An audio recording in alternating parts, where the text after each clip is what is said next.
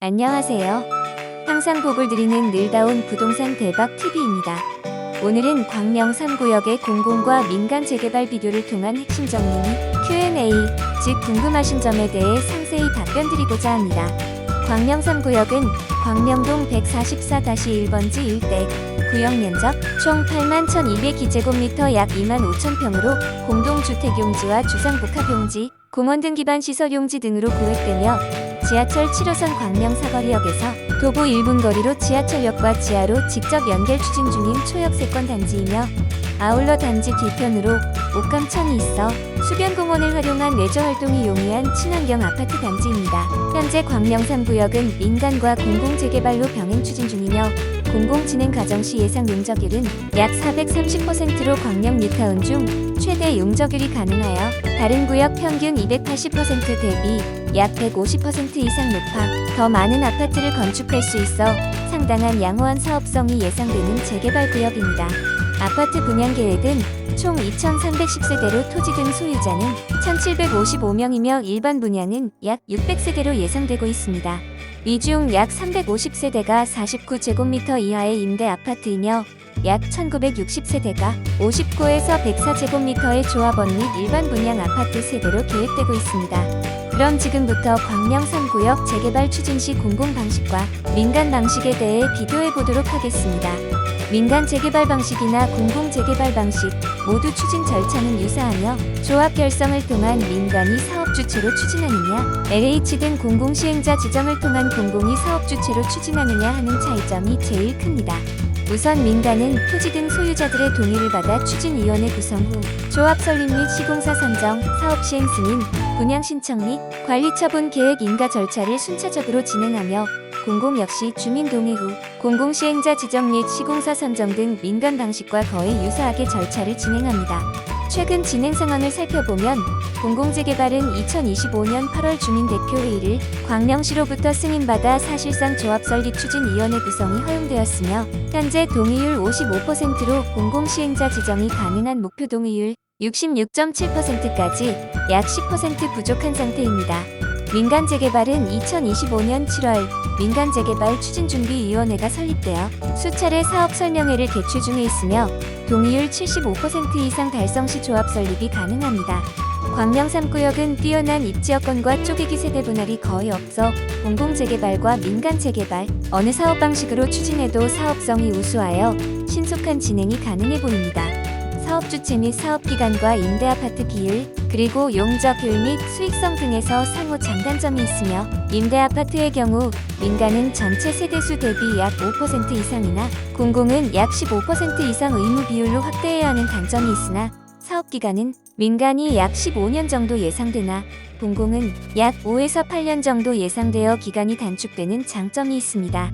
사업성에 가장 큰 영향을 미치는 용적률, 즉 대지 면적 대비 건축할 수 있는 비율은 민간의 경우 법규에 따른 용도 지역상 상한 용적률 적용 시 300% 이하이나, 공공의 경우 인센티브 등 특례를 적용받아 최대 450% 이하까지 가능하여 훨씬 많은 세대수의 아파트 건설로 일반 분양 아파트 증가에 따른 수익성 개선이 가능할 것으로 보입니다. LH 등 공공시행자가 추진하는 공공재개발 시 주요 혜택은 현재의 2종 일반 주거를 3종 일반 주거지역 등으로 종상향하여 용적률을 올려주고, 아울러 최고 층수도 50층으로 높여주어 훨씬 많은 아파트를 건설하게 하겠다는 입장입니다. 물론 임대 아파트도 15% 이상 건설해야 하는 단점이 있습니다. 아울러 분양가 상한제도 면제하여 자유롭게 사업 시행자가 분양가를 책정할 수 있게 하고, 저리로 공사비 등 사업비를 지원하여 자금의 부담을 경감시켜주고, 도시계획, 건축계획, 교통계획 등의 개별 심의를 통합하여 실시함으로써 인허가 절차 및 기간을 단폭 단축하여 사업 추진 기간을 민간 대비 줄여주겠다는 것이 LH 등 공공의 입장입니다.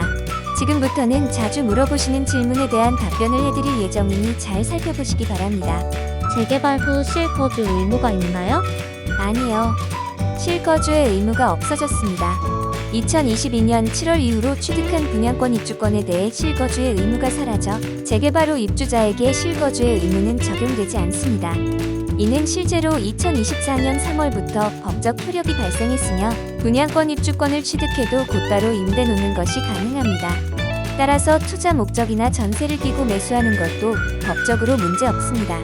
광명 3구역 투자 시 토지거래허가가 필요한가요? 토지거래허가가 필요 없습니다. 광명 3구역은 토지거래허가 구역으로 지정되어 있지만 주거지역은 60제곱미터 초과 대지 지분을 거래할 때만 토지거래허가가 필요합니다. 대지 지분 60제곱미터 이하 물건, 즉 보통 다세대, 빌라 등은 허가 없이 거래 가능합니다. 광명 3구역에서 전세 끼고 투자도 가능한가요?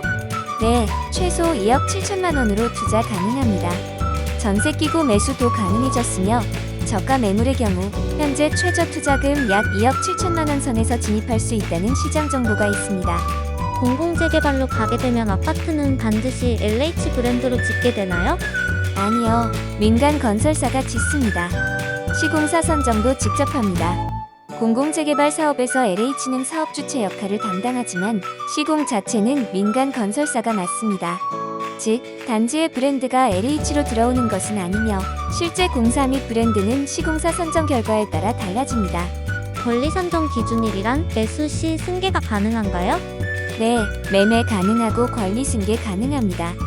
구청에 문의한 바에 따르면 권리 산정 기준일은 세입자 이사비 등 보상 기준을 설정하기 위한 시점입니다. 11월 7일엔 무슨 일이 있나요?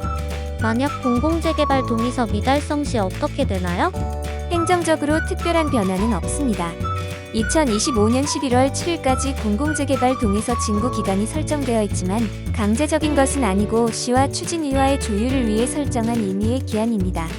따라서 66.7% 미달성 시 사업이 즉각 무효화되는 것은 아니고 시, 재개발 추진위 등과의 추가 협의 및 대책회의 후 향후 일정이 재조정될 예정입니다. 628 대책과 광명 3구역은 관계가 있나요? 관계없어요. 628 대책은 2024년 6월 발표된 정부의 부동산 금융규제 완화책으로 주요 내용은 주택담보대출 한도를 6억 원으로 제한하는 등 대출 규제에 초점을 맞추고 있습니다. 광명 3구역 내 매물 대부분은 현재 6억 미만 가격대에 거래되고 있기 때문에 해당 대책에 직접적인 영향을 받지 않습니다. 즉, 628 대책으로 인한 추가 대출 제한이나 규제로 인해 광명 3구역 내 거래가 실질적으로 막히거나 변동될 가능성은 낮습니다. 따라서 지금 기준으로는 628 대책과 광명 3구역은 큰 관련이 없습니다. 민간 재개발과 공공재개발의 수익성 차이는 많이 날까요? 민간 재개발과 공공 재개발은 사업 주체, 즉 시행자와 임대주택 비율 및 사업 기간과 용적률 등에서 차이가 있습니다. 조합 등 민간이 사업 주체가 되어 추진하는 민간 재개발은 공공 대비 분양가 등에 대한 상대적으로 자유로운 의사결정과 임대주택 비율 5% 수준으로 고품격 주거단지로 개발할 수 있는 장점이 있는 반면 공공 재개발은 사업기간 단축과 용적률 인센티브를 받아 보다 많은 아파트 세대수 건립이 가능하므로 수익성이 차이가 많이 나지 않을 것 같습니다. 공공재개발은 땅을 다 뺏어가는 건가요? 그렇지 않습니다. 공공재개발이 땅을 다 뺏어간다는 인식은 오해의 소지가 많으며 실제로는 공정한 보상과 권리 보호 절차가 법적으로 보장되어 있습니다. 민간 재개발과 공공재개발의 감정평가 방법은 어떻게 되나요? 민간이나 공공재개발 모두 감정평가 시 공정성 확보를 위해 2개 이상의 감정평가법인에 의뢰하여 평가하고 그 결과의 산출평균을 보상 기준으로 합니다. 지금까지 늘다운 부동산 대박TV의 광명 3구역에 대한 핵심 정리 및 Q&A였습니다.